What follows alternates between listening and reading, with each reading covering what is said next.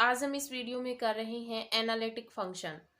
Analytic function से पहले आपने एक डेफिनेशन की थी जिसका नाम था complex function of complex variable. ठीक है, यानी कि आपने यहाँ पर एक डेफिनेशन की थी कॉम्प्लेक्स वेरिएबल की थी। कॉम्प्लेक्स वेरिएबल क्या होता है? तो कॉम्प्लेक्स वेरिएबल में आपको पिछली वीडियो में बताया गया कि कॉम्प्लेक्स वेरिएबल क्या होता है।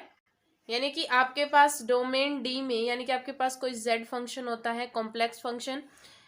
आपके पास इस तरह से फंक्शन डिफाइन होता है कि जो जेड की जो वैल्यू है वो हर वैल्यू जो वो असाइन हो जाए को डोमेन में। ठीक है, ये आपकी क्या होती है? को डोमेन। और ये क्या होती है? डोमेन। तो जेड की हर वैल्यू को जब हम असाइन कर देते हैं को डोमेन में, तो हम क्या बोलेंगे कि हमारा जो फंक्शन है वो क्या है? Complex variable. यानी कि जेड जो है, जेड को हम किस तरह से लिखते हैं? एफ ऑफ जेड फंक्शन के रूप में हम इनको लिखते हैं। तो ये आपने डेफिनेशन की थी कॉम्प्लेक्स वेरिएबल की।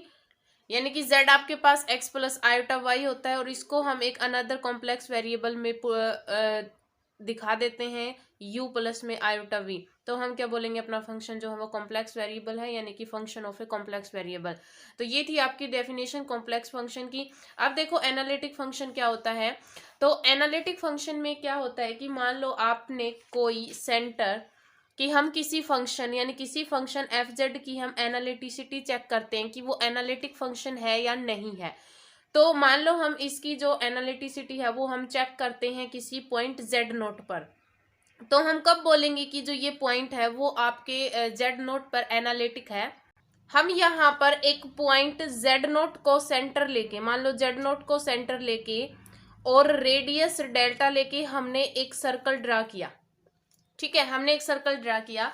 अब हम क्या बोलेंगे कि ये जो जेड नोट पॉइंट है वो हमारे हर फंक्शन जेड के लिए एनालिटिक कब होगा? जब ये हर एक फंक्शन पर, जो हर एक पॉइंट पर, यानी सर्कल का जो हर पॉइंट पर ये जो फंक्शन एफ जेड फंक्शन है वो आपका क्या हो जाए?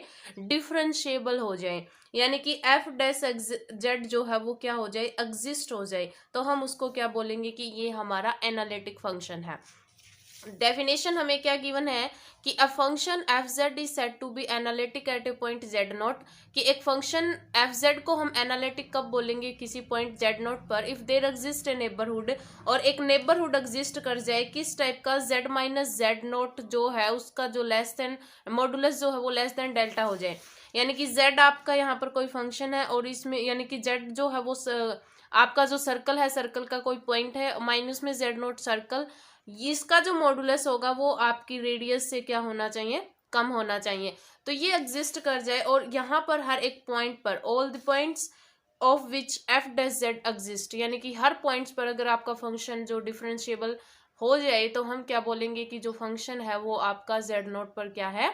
एनालिटिक फंक्शन है। और एनालिटिक फंक्शन को होलोमॉर्फिक फंक्शन भी बोलते हैं।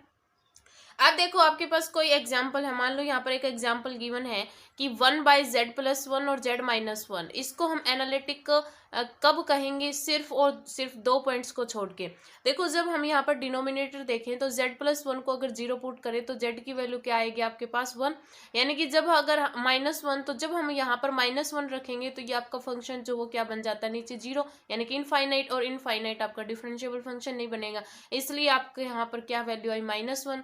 और जब यहाँ पर इसको z 0 पुट करेंगे तो z-1 इक्वल्स टू 0, जेड की वैल्यू क्या आएगी? 1। यानी कि 1 आपका फिर इस फंक्शन को क्या बना रहा है? इन्फिनिटी बना रहा है।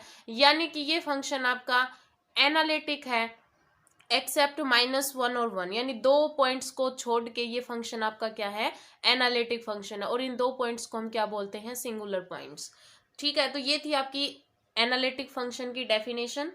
अब आपके पास आती है सीआर इक्वेशन की। सीआर इक्वेशन क्या होती है? यानी कि कॉची रीमान इक्वेशन। तो देखो कॉची रीमान इक्वेशन की यहाँ पर आपके पास नेसेसरी और सफिशिएंट कंडीशन है दो। एनालिटिसिटी चेक करने की कंडीशंस है एफ जेड की, एफ जेड फंक्शन आपका एनालिटिक है या नहीं, इसकी नेसेसरी और सफिशिएंट कंडीशन है। यहाँ पर फर्स्ट जो आपके एज ए थ्योरम जो यहाँ पर नेसेसरी कंडीशन और सफिशिएंट कंडीशन है वो व्यू ऑफ एग्जाम से भी आपकी मोस्ट इंपॉर्टेंट कंडीशंस हैं दोनों। तो देखो यहाँ पर हमारे जो फर्स्ट हम जो प्रॉपर्टी कर रहे हैं वो आपकी नेसेसरी कंडीशन में है कि necessary condition for f z to be analytic. तो देखो इसमें हमें क्या प्रूफ करना है? हमें क्या प्रूफ करना है? देखो कि if a function F z हमें दे रखा है u प्लस में आयोटा v, यानी u भी आपका एक्स वाई का फंक्शन और v भी, is differentiable at point z nought is equals to में एक्स नॉट प्लस में आयोटा वाई नॉट। यानी कि हमें ये फंक्शन जो है एफ जेड वो डिफरेंशिएबल गिवन है किसी पॉइंट जेड नोट पर, ठीक है, in domain d. Then the four partial derivative, then हमारे पास कोई फोर पार्शियल डेरिवेटिव है। यू एक्स का मतलब है curl u by curl x, u y का मतलब है कि यू का partial derivative with respect to u, यानी कि इनको हम कैसे लिखेंगे, curl u by curl x. U y का मतलब है curl u by curl y, और वी एक्स का मतलब है curl v by curl x, और वी वाई का मतलब है कर्ल वी बाय में कर्ल वाई। यानी कि u का x के with respect partial derivative, u का y के रिस्पेक्ट, v का x के रिस्पेक्ट, v का y के रिस्पेक्ट, ठीक है, कि ये जो चार आपके पार्शियल डेरिवेटिव हैं exist at x nought y nought पर एग्जिस्ट करें एंड सेटिस्फाई द इक्वेशन, और इस इक्वेशन को सेटिस्फाई करें। क्या है ये condition, u X is equals to में वी वाई, इसका मतलब क्या है, curl you by curl x equal हमें प्रूफ करना है कर्ल वी बाय में कर्ल वाई, यानी यू एक्स को वी वाई के इक्वल प्रूफ करना है और यू वाई को माइनस वी एक्स के इक्वल प्रूफ करना है, और इनको हम बोलते हैं सी आर इक्वेशन। ये जब सेटिस्फाई हो जाएगी हमारी सी आर इक्वेशन होती है। तो अब देखो इसका प्रूफ हम कैसे करेंगे, आपकी बुक में दो प्रूफ गिवन है, तो हम यहाँ पर अल्टरनेट प्रूफ करेंगे। तो देखो अल्टरनेट प्रूफ में हम सबसे पहले लेके चलेंगे कि let the function w is equals to में F Z be analytic in region R, यानी w इज इक्वल्स टू में अपना फंक्शन आता है एफ जेड, ये हमने कॉम्प्लेक्स वेरिएबल में पढ़ा कि w इज इक्वल्स टू में F Z be analytic function in region r, then f dash z exist uniquely at every point of the region, क्योंकि हमें यहाँ पर गिवन है कि एफ जेड जो है वो डिफरेंशिएबल है, तो हम ये वर्डिंग में लिख देंगे। अब हम यहाँ पर इंक्रीमेंट लेंगे यू वी डब्ल्यू यू वी जेड के, ठीक है, तो यू वी जेड के इंक्रीमेंट्स क्या होंगे, del u del v del z be the increments of u v z corresponding to the increments del x del y in x y respectively, यानी कि x Y के जो increments वो क्या होंगे, डेल एक्स डेल वाई। अब आपको differentiability की जो डेफिनेशन वो आपको पता है कि डिफरेंशिएबिलिटी की डेफिनेशन क्या होती है, वो हमने वहां पर डिफरेंशिएबल ऑफ कॉम्प्लेक्स फंक्शन पढ़ा था, वहां पर आपने डेफिनेशन की थी। वो देखो क्या होती है, जब आपके पास कोई फंक्शन डिफरेंशिएबल हो तो आपके पास डिफरेंशिएबिलिटी की ये कंडीशन लगती है कि एफ डैश जेड जो है वो किसके इक्वल होता है, limit del Z tends to zero f z plus del z minus में एफ जेड अपॉन में डेल जेड। वहां पर दो डेफिनेशंस थी, हमने यहाँ पर सेकंड वाली जो है वो लेके चले हैं। तो अब देखो यहाँ पर del limit del Z tends to zero f z plus del z, हमें पता है कि एफ जेड को हम किस तरह से लिखते हैं, यू प्लस में आयोटा वी, तो इस एफ जेड को u प्लस आयोटा वी, अब जेड की जगह अपने पास क्या है, z प्लस में डेल जेड, तो हम इसको u प्लस आयोटा वी की फॉर्म में कैसे लिखेंगे, तो कैसे होगा, u प्लस में डेल u। देखो एफ जेड था तो आपके पास क्या आया, u प्लस आयोटा वी। अब z की जगह आपके पास क्या है, z प्लस डेल जेड, तो आपके पास क्या बनेगा, u प्लस में डेल u प्लस में आयोटा वी, वी की जगह क्या बनेगा, v प्लस में डेल वी, और माइनस में एफ जेड यू प्लस में आयोटा वी अपोन में डेल जेड आपके पास चल रहा है। अब देखो यहाँ पर जब आप इसको खोलोगे तो u plus del u plus में आयोटा वी बनेगा, प्लस में आयोटा डेल वी बनेगा, फिर माइनस में u बनेगा, माइनस में आयोटा वी बनेगा। तो देखो u से u कैंसिल आउट हो जाएंगे और आयोटा वी से आयोटा वी कैंसिल आउट हो जाएगा, आपके पास क्या बचेगा, डेल u प्लस में आयोटा डेल वी, ठीक है। अब ये डेल जेड दोनों के अपोन में करोगे तो डेल यू अपोन में डेल जेड बचेगा और आयोटा डेल वी अपोन में डेल जेड बचेगा। Limit del Z tends to zero आपके पास चल ही रहा है। अब आप यहाँ पर as the function F Z is analytic in region R, so limit first जो है वो इंडिपेंडेंट होगी in manners of del Z tends to zero, ठीक है, यानी इंडिपेंडेंट होगी del Z tends to zero पर। अब हम यहाँ पर दो कंडीशन लेके चलेंगे कि जब आपका del Z tends to zero है वो पैरेलल टू एक्स एक्सिस और पैरेलल टू वाई एक्सिस, कि जब हम let del Z tends to zero along a line parallel to x axis, तो जब हम यहाँ पर एक्स एक्सिस के पैरेलल लेंगे तो वाई आपका क्या रहेगा, जीरो रहेगा, यानी कि del y is equals to क्या हो जाएगा, जीरो। अब देखो डेल जेड जो है, डेल जेड को हम कैसे लिख सकते हैं, डेल एक्स प्लस में आयोटा डेल वाई, ठीक है, यानी कि डेल जेड को एक्स प्लस आयोटा वाई की फॉर्म में डेल जेड है तो डेल लगा दिया, तो डेल एक्स प्लस में आयोटा डेल वाई। अब डेल वाई की वैल्यू क्या है, जीरो, तो जीरो बन गया, यानी कि डेल जेड की वैल्यू जो क्या आ गई, डेल एक्स। अब जहां पर भी डेल जेड है इस यहाँ पर इक्वेशन नंबर फर्स्ट में वहां पर डेल एक्स कर दो, तो लिमिट डेल जेड था तो यहाँ पर क्या आ जाएगा, del x tends to zero, अब देखो डेल यू अपोन में डेल एक्स प्लस में आयोटा डेल वी अपोन में डेल एक्स, क्योंकि डेल जेड को हमने इक्वल दिखाया डेल एक्स के।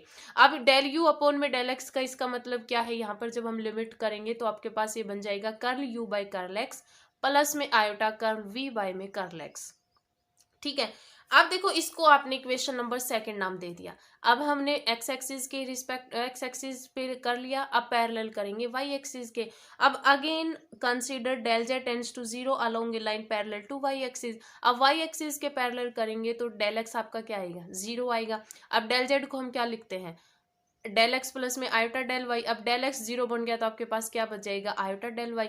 अब फ्रॉम इक्वेशन नंबर फर्स्ट, जो आपकी इक्वेशन फर्स्ट थी, अब यहाँ पर जहां पर भी आपका डेल जेड है वहां पर हम क्या पुट कर देंगे, जहां पर भी डेल जेड है वहां पर आप पुट करेंगे आयोटा डेल वाई। तो आपके पास क्या बनेगा, लिमिट आयोटा, यहाँ पर क्या आ जाएगा, del z del y tends to zero.